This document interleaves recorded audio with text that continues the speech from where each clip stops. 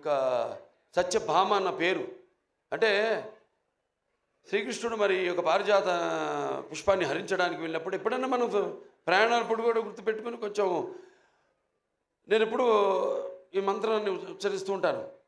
ప్రయాణే గరుడారూఢం పారిజాత హరం హరిం సత్యభామ యుతే ధ్యాయేత్ సర్వకార్యార్థ సిద్ధయ్య అంటాం.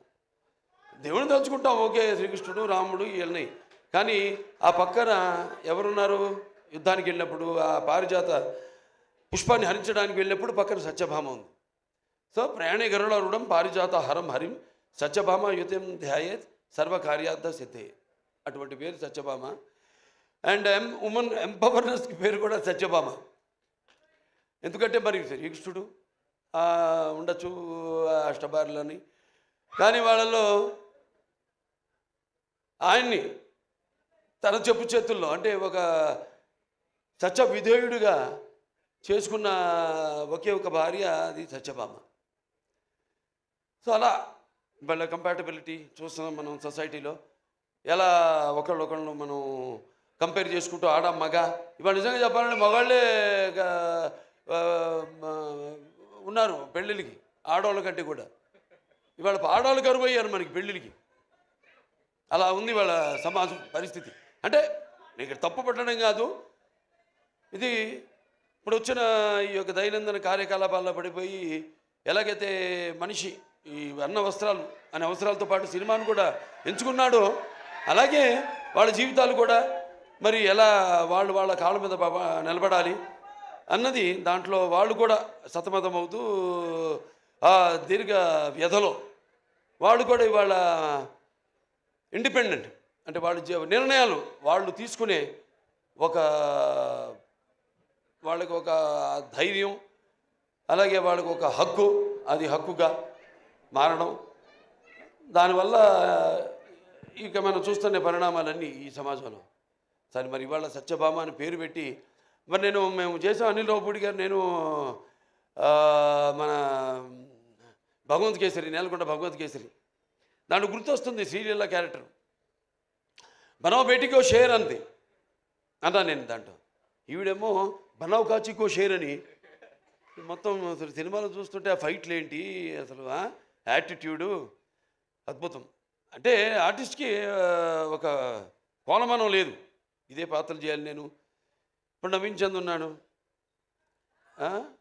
ఎంతోమంది ఇప్పుడు ఫస్ట్ మీరు డైరెక్షన్ చేశారనేది మేజరు, తర్వాత గూఢచారి, అలాగే పంపిణీదారులుగా కూడా ఎన్నో సినిమాలు పంపిణీ చేశారు. కార్తికేయ 2 చేశారు, ఇంకోటి ఏంటి ధమాకా 2, ఇవన్నీ చేశారు. వాళ్ళకి ఎంతో అనుభవం ఉంది సినిమా పరిశ్రమ గురించి. అంటే ఒక పంపిణీదారుల యొక్క ఇబ్బందులు, కష్టాలు, అలాగే ఒక నిర్మాతగా, అలాగే ఈరోజు మరి వాళ్ళ అంటే ఆయన ఒక డైరెక్టర్గా కూడా 2 సినిమాలు డైరెక్ట్ చేస్తున్నాడు.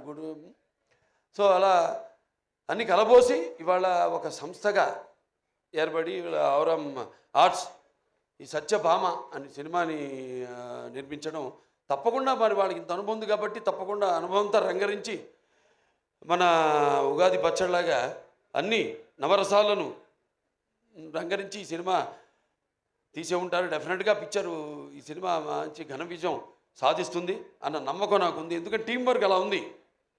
ఇక్కడ మరి కెమెరామెన్ విష్ణు చూస్తున్నాం అంటే నేను ఎప్పుడు కెమెరామెన్కి ఇంపార్టెన్స్ ఇస్తాను ముందు. ఎందుకంటే డైరెక్టర్ ఒక మైండ్లో ఉన్న కాన్సెప్ట్ ఏదైతే ఐడియా ఉందో దాన్ని సరిగ్గా చూపించగలిగేది ఒక కెమెరామెన్. నేను కెమెరామెన్ అవుదాం అనుకున్నా మొదట్లో. అంటే అన్నిట్లో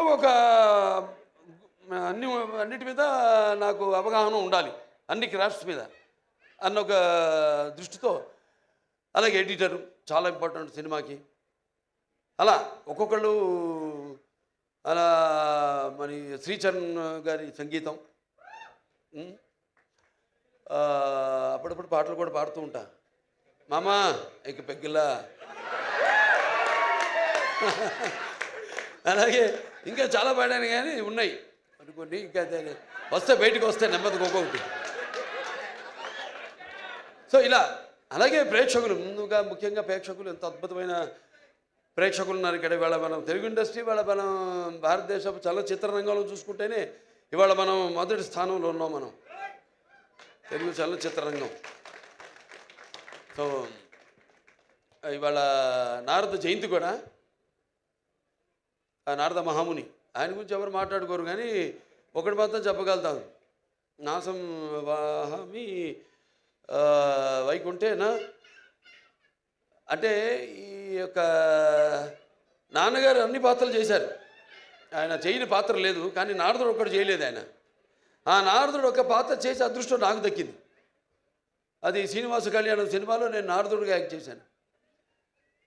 సో అదొక తృప్తి ఉంది నాకు, ఆయన చేయని పాత్రల్లో ఆ నారదుడి పాత్ర ఒకటి నేను చేయగలిగానని.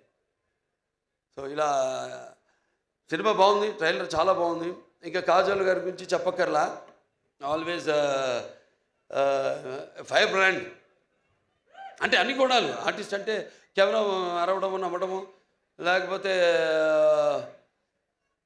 ఒకరిని ఏడిపించడం కాదు. ఒక పాత్రలోకి వెళ్తున్నాం మనం, ఆ పాత్రలో ఒక ఆత్మల్లోకి వెళ్తున్నాం, ఆ పాత్ర ఒక లోతులు మనకు తెలియవు.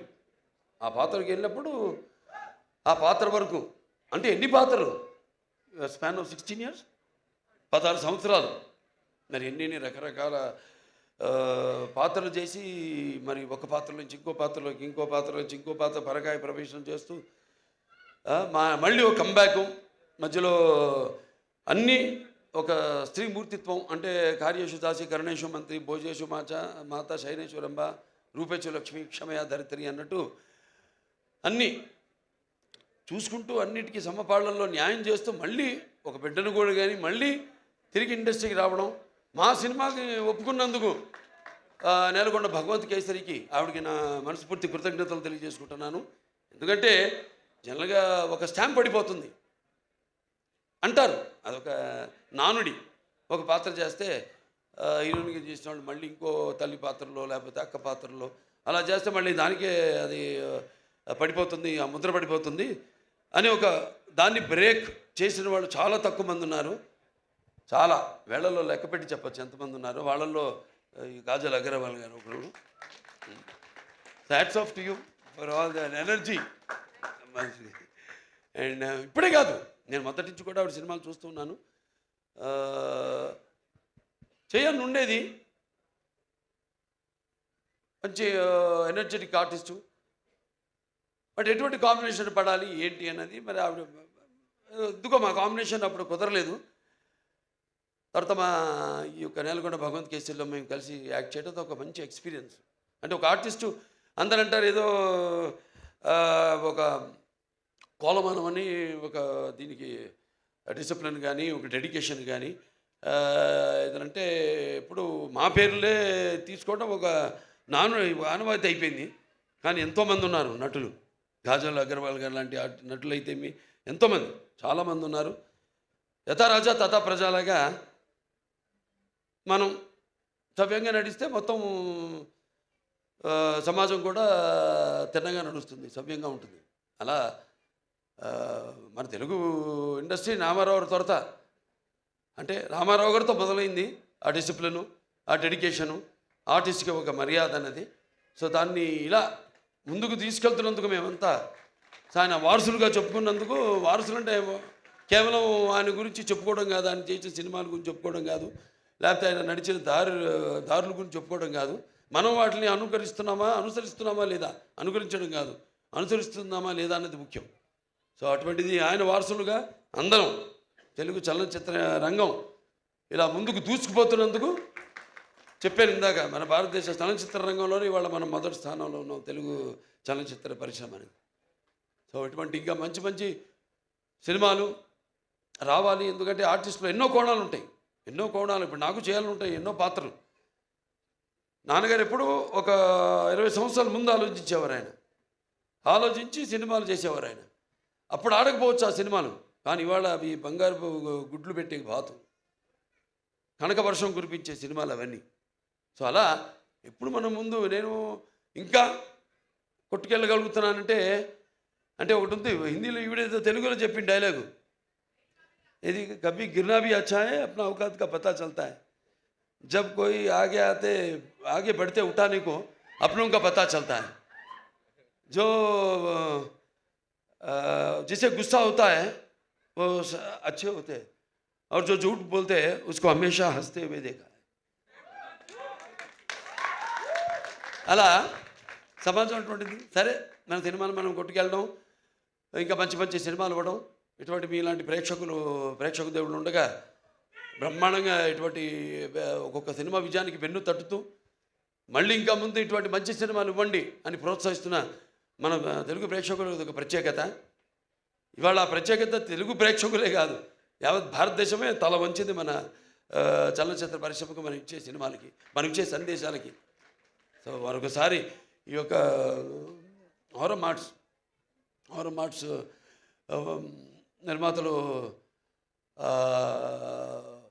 మన బాబీ టిక్కా గారికి, అలాగే శ్రీనివాస్ గారికి, అలాగే శశి కిరణ్ టిక్కా గారికి, అందరికీ, మొత్తం యూనిట్ సభ్యులందరూ కూడా నా అభినందనలు తెలియజేసుకుంటున్నాను. సినిమా రేపు చూస్తారు మీరు తప్పకుండా. నేను చెప్పాను, అంత పంపిణీదారులుగా, నిర్మాతలుగా, ఒక దర్శకుడిగా ఆయన కానీ ఇవన్నీ కలబోసి రంగరించి ఈ సినిమాని మీకు ఇస్తున్నారు. తప్పకుండా డెఫినెట్గా బాగుంటుంది ఈ సినిమా. జూన్ 7న విడుదలవుతుంది ఈ సినిమా. చూడండి, అందరూ చూడండి తప్పకుండా. అండ్ మా కాజల్ ఉంది సినిమాలో, కాజల్ అగ్రవాల్. సో ఆ డెడికేషన్ అన్నీ మొత్తం అసలు అంటే ముందు వచ్చే తరానికి ఒక ఆదర్శం. సో అందరూ కూడా తప్పకుండా భగవంత్ కేసరి సినిమాలో ఏ కాజల్ అయితే, అగ్రవాల్ గారిని అయితే మీరు చూశారో, ఇప్పుడు దీంట్లో మనం చూస్తున్నది టోటల్గా అసలు ఆవిడేనా అన్నట్టుగా ఉంది. సో డెఫినెట్గా ఇవన్నీ యాడ్ అయ్యి ప్లస్ అయ్యి అన్నీ అందరూ మొత్తం ఆ సాంకేతిక నిపుణులు అందరూ కూడా వాళ్ళ పనితనం కనిపిస్తుంది అక్కడ. ఒక సంగీత దర్శకుడు అయితేనేమి, ఒక సాహితీ రచయిత అయితేనేమి, లేకపోతే పాడిన వారు అయితేనేమి, వాళ్ళ గొంతును అలాగే అందరూ కెమెరామెన్ అయితేనేమి, ప్రతి ఒక్కరు వాళ్ళ పనితనం కనిపిస్తుంది. ఈ సినిమా తప్పకుండా విజయవంతం కావాలి, అవుతుంది. సో మరొకసారి నన్ను ఈ సినిమాకి ఈ ట్రైలర్ రిలీజ్కి ముఖ్య అతిథిగా రామినీల్ లవపూడి గారితో పాటు పిలిచినందుకు నా కృతజ్ఞతలు తెలియజేసుకుంటున్నాను. ముఖ్యంగా అందరికీ, నా అభిమానులకి, కాజల్ అగర్వాల్ గారి అభిమానులకి అందరికీ, పాత్రికేయులకి అందరికీ కూడా నా కృతజ్ఞతలు తెలియజేసుకుంటూ నేను సెలవు తీసుకుంటున్నాను.